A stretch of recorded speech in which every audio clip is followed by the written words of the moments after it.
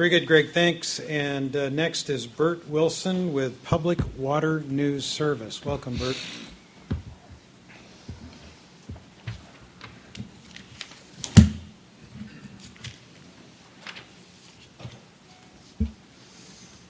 Bert, we're addressing file item 9. Thank you, Mr. Chairman. I can't believe that you let another opportunity to appoint me to this council just slip by. I mean, 8 years of experience. I mean, come on now. What was Governor Brown thinking? Mr. Chairman, members, thank you. There is a line in the habitat restoration that says all habitat restoration must be tested with the tunnels in operation. Now, as it stands right there, that's pretty arcane. You have to go figure out what the heck does that mean. Well, it means that, it means to me, maybe it means something different to you, that with the tunnels in operation, you'll have reduced flows in the delta, and is that going to ruin the habitat restoration? So here we are with the DWR pushing habitat restoration right now. They want to get started, and they want to do all this, which could be wasted money for all we know, because the habitat restoration may die when the tunnels start operating and the flows are reduced in the delta. So I wish that somebody would look into that, because that is not defined. You know, there's no definition of that in the EIR. Okay? Number 2, I was shocked to read this executive of MWD said that the Collaborative Science and Adaptive Management Program would vet all of the science submitted to it. It would be a funnel through to the policy group, which would make the final decisions, and the policy group are the water agencies. So here we have the water agencies vetting science. And can you see Jason Peltier sitting there? Well, that'll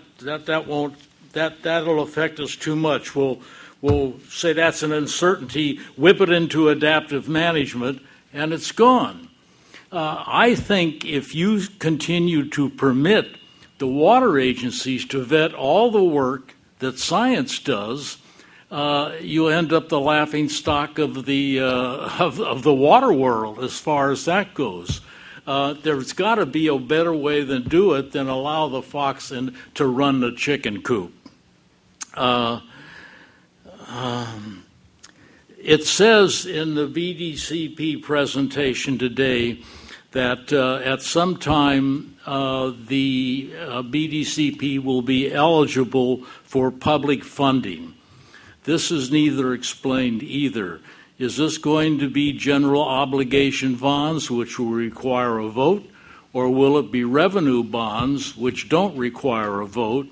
And how can you slip this by the public? This is a manipulation of government, is what it is. We all know that Jerry Brown doesn't want to vote on this because he's afraid he lose. And I was on the campaign in 1982 when he lost big by a 2/3 vote, and I think that would still be the case today, despite all the propaganda coming out from the DWR. So I would like to see an explanation of what kind of public funding there would be on that. I think that's very important. The other thing is I understand that $249 million put up by the water agencies to fund the planning for the BDC process is at an end.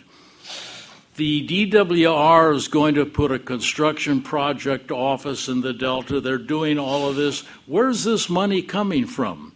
Is this public money which is being spent? I have a feeling it is. And why are we spending public money on a private project? The project's run and owned by the water agencies. It's a private project. They're putting it forward. Why should public money be expended to help them? That's the extent of my comments, and I thank you very much. Thank you, Bert. I saw you 40 years ago when I was fighting a phone company as they had a cause in Los Angeles. John turned around and voted for the phone company. So. Pat told him not to.